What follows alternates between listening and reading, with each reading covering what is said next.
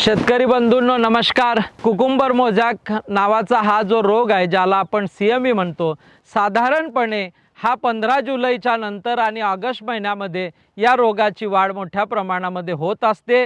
त्याचं प्रमुख कारण आहे की रोग का वाढतो, CME या पिरियडमध्ये का सिव्हिअर होतो, त्याचं मुख्य कारण आहे की वरतून जर का डेझलिंग रेन असेल, ढगाळ वातावरण असेल, बागेमध्ये तण असेल, फवारणी करायला वेळ नसेल आणि वातावरणामध्ये रस शोषणाऱ्या किडी म्हणजे साधारणपणे कापसावरील मावा, मक्यावरील मावा, चवडीवरील मावा, थ्रिप्स किंवा व्हाईट फ्लाय याचं जेवढं प्रमाण हे निसर्गामध्ये वाढेल तेवढा CMEचा प्रकोप वाढेल असं याचं समीकरण आहे।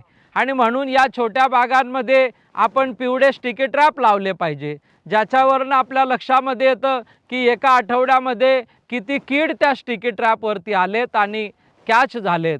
साधारणपणे जोपर्यंत हा आकडा 300च्या वर जात नाही तोपर्यंत आपल्याला CMEचा धोका नाही। आणि म्हणून वातावरणातील किड्यांचं प्रमाण आणि वातावरणातलं डेझलिंग रेन किंवा ढगाळ वातावरण, बागेमध्ये असणारी तणं, बाजूला असलेली कपाशी, बाजूला असलेला मका, बाजूला असलेले सोयाबीन, शेतामध्ये असलेली चिवडची भाजी किंवा शेतामध्ये असलेला केना, शेतामध्ये असलेली घोळाची भाजी, अशा प्रकारची तणं जी CMEला जोपासतात आणि अशा प्रकारची पिकं जे CMEचे होस्ट आहे आणि त्या होस्टवरनं केळीवर त्या CMEला आणण्यासाठी वातावरणामध्ये व्हेक्टर म्हणजे रस शोषणाऱ्या किडीची संख्या वाढलेली आहे। असं जेव्हा घडतं त्यावेळेस CMEचा प्रकोप वाढतो आणि म्हणून CME येऊ नये यासाठी आपल्याला प्रिव्हेंटिव्ह मेजर घेणं गरजेचं आहे। बाग स्वच्छ असली पाहिजे, बागेत तण असायला नको। आपल्या आजूबाजूला जर का कपाशी मका असेल तर बागेच्या सभोवताली आपण एक साधारण 1 ते 2 मीटर उंचीची इन्सेक्ट नेट लावली पाहिजे किंवा त्याच्या बाजूला ट्रॅप क्रॉप लावलं पाहिजे, जेणेकरून बागेवरती येणारं कीड आपल्याला थांबवता येईल। दुसरा महत्त्वाचा मुद्दा आपल्याला किडीचा प्रसार होताना दिसतोय तर साधारणपणे इमिडाक्लोप्रिड सारखं किंवा फ्लोनिकॅमाइड सारखं किंवा पोलो सारखं ज्याला आपण सिस्टेमिक इन्सेक्टिसाइड म्हणतो, अशा प्रकारची औषधं जर आपण दर आठवड्याला, त्याचं शेड्यूल आम्ही तुम्हाला कृषी तीर्थामध्ये दिलं आहे, याही व्हिडिओच्या शेवटी त्याचं शेड्यूल आपण पूर्णपणाने देणार आहोत।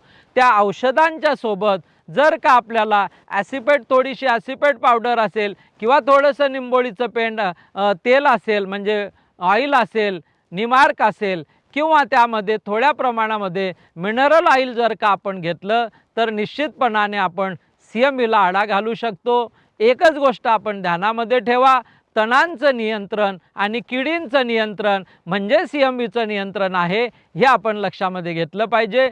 CMEग्रस्त बागेमधनं आपण कंद काढून लावणार असाल तर CME बागेमध्ये आल्याशिवाय राहणार नाही। गेल्या 2-3 वर्षापासून मोठ्या प्रमाणामध्ये जनजागृती होऊन CMEला जळगाव बऱ्हाणपूर जिल्ह्याच्या केळी बागायतदारांनी समजून घेतलं, त्यांच्या लक्षात आलं आणि जो काय 19-20, 2020, 21, 22 पर्यंत CMEचा प्रचंड प्रकोप आपल्या दोन्ही जिल्ह्यामध्ये होत होता, आता आपल्याला तशा प्रकारचा प्रकोप दिसत नाही।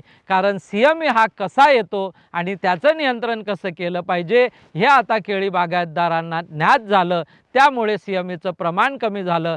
परंतु आत्ता सध्याचं वातावरण त्याला पोषक आहे आणि म्हणून CME येऊ नये यासाठी प्रिव्हेंटिव्ह मेजर घेणं गरजेचं आहे। खूप खूप धन्यवाद।